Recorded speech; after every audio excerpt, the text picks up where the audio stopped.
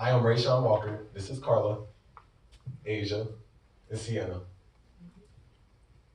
Good morning, ladies and gentlemen. My name is Lillian, and this is Asa, Michaela, and Matthew. And today we're going to talk to you about the industrial era, the Gilded Age. When we think about the term Gilead, the word that comes up is covered thinly with gold paint, or to cover the truth. But how does that have to do with the industrial era? Well, it has to do with this era because this era was a time to bring forth urbanization and but also corruption.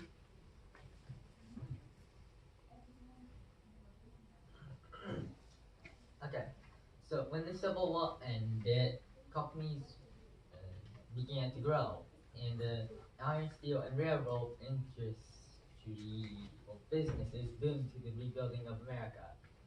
And as the different companies advanced, so the technology. We gained technologies like the telephone, the cash registers, and typewriters.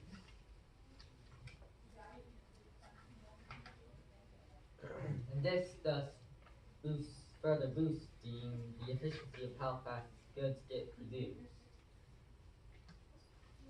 And the owners of industry were becoming wealthy. Monopolists like Rockefeller, J.P. Morgan, and Carnegie were becoming richer. And the old cliche, money equals power, is present in this because basically more money is more power, and they want to basically keep on getting more money. And so they hired a large amounts of workers. Working classes. With a large amount of workers, owners have to pay large fees in wages. So what did they do to fix this? Well, they targeted the immigrants and the poor. Poor living conditions. Since the poor and the immigrants didn't have good jobs, they didn't have good income either. So they were first forced to live in tenements and slums. Tenements are like apartments, but instead of one family living in one tenement, multiple families will live in one tiny tenement. Just to be able to afford the rent. Most of these tenements don't even have running water or plumbing. That's terrible. Farmers. Another section that farmers had to struggle with was debt. As prices rose and fell due to changes of currency, of overproduction and railroads, government had to since government changed between paper money and gold standards. Then the increase of farmers due to the Homestead Act also caused overproduction. With the production of the railroad and monopolists controlling them, prices of transporting crops rose.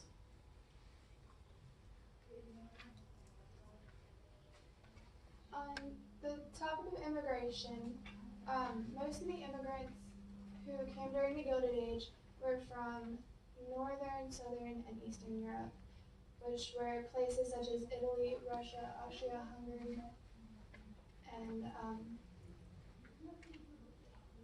Poland.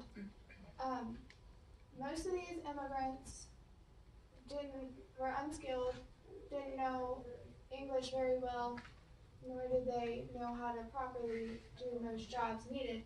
So they were targeted by monopolists for low-paying jobs, jobs that didn't need much skill. So they had to do stuff like work in factories or work on farms. About 70 to 80% of the immigrants were from Europe, and others were from China, England, and Germany. Urbanization. Millions of immigrants came from Europe because they wanted better working jobs, like to work in factories. So more space was needed and living spaces were needed. And that came this thing called roads. R stands for railroads, O stands for oil, S stands for steel, and E stands for electricity. Electricity made things easier to work with. So the Gilded Age ended, Therefore, there is a time for growth and bringing it on a time to fix a corruption.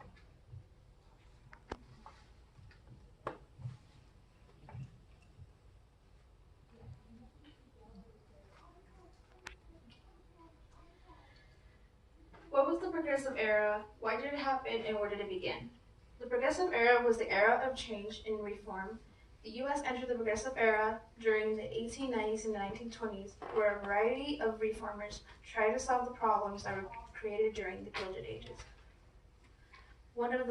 A few of the problems that they tried to solve were poverty, dangerous working conditions, political position being gained from patronage, a corrupt federal government, and corporate monopolies limiting competition and workers' wages.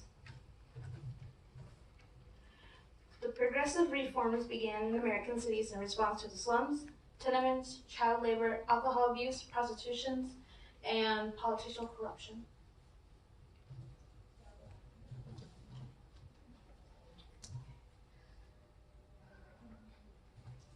Who were the muckrakers and how did they contribute in the progressive era? Muckrakers are investigative journalists who expose corruption, poverty, health hazards, and monopolies.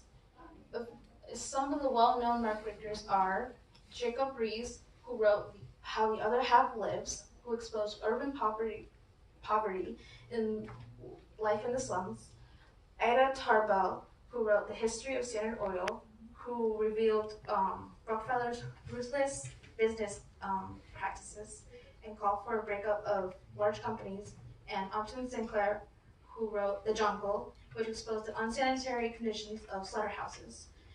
In that same year when that book was written, The Jungle, in 1906, President Roosevelt pressured Congress to create consumer safety laws.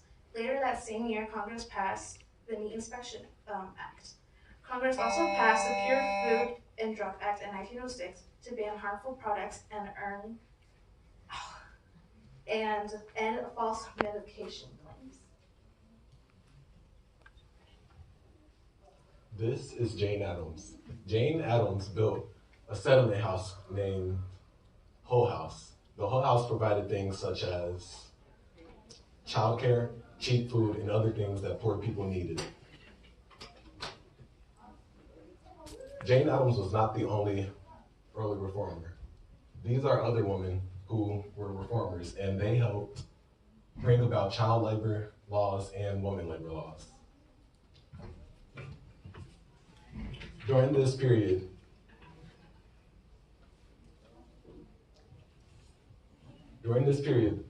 these women got the right to vote.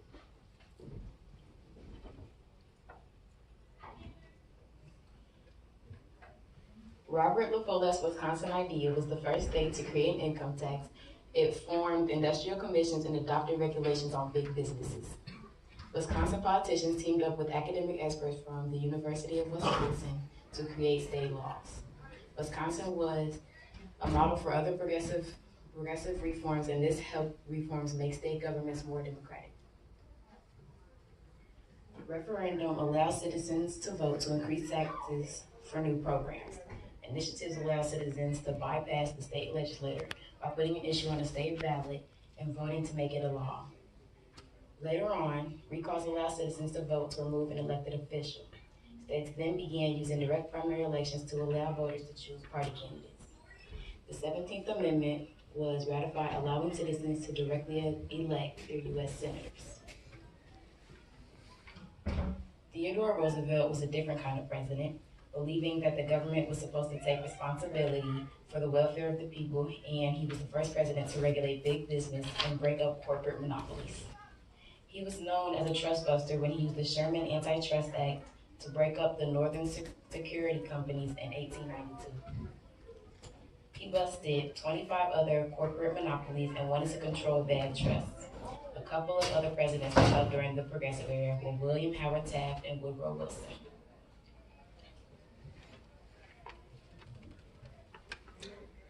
The Progressive Era led to demands for equal rights by African American reformers, some of the problems being fought for were literacy tests, poll taxes, lynching, intimidation, and violence which limited black voting.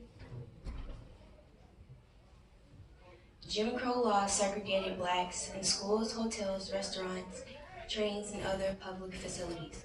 The Plessy versus Ferguson case in 1896 declared that segregation did not violate the 14th Amendment. Black civil rights reformers were divided on how to address racial issues. A well-known leader, Booker T. Washington, born a slave in Virginia, used hard work and education to become a teacher after the Civil War. Booker T. Washington founded the Tuskegee Institute, an all-black farming college located in Tuskegee, Alabama,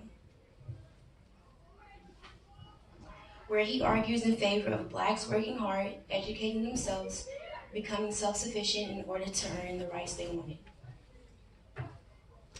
W.E.B. Du Bois, another black civil rights reformer / leader's views on race relations differs from that of Booker T. Washington, as he opposed Washington's Atlanta Compromise and called for immediate civil rights activism and the promotion of the talented 10, a designated group of young black leaders. In 1905, Du Bois and other black leaders led the Niagara Movement, which demanded an end to segregation, discrimination, economic, educational, and political inequalities. The ideals of the Niagara Movement led to formation of the National Association for the Advancement of Colored People, NAACP, in 1909 to fight for black equality. They fought voting restriction, ending segregation laws by using the 14th Amendment to file for lawsuits. W.E.B. Du Bois was the most outspoken member in the Niagara Movement to call attention for black causes. In the end, African Americans were unable to end Jim Crow segregation, stop lynching, and gain economic equality. However, black leaders in the progressive era inspired later generations to achieve and demand changes. Thank you.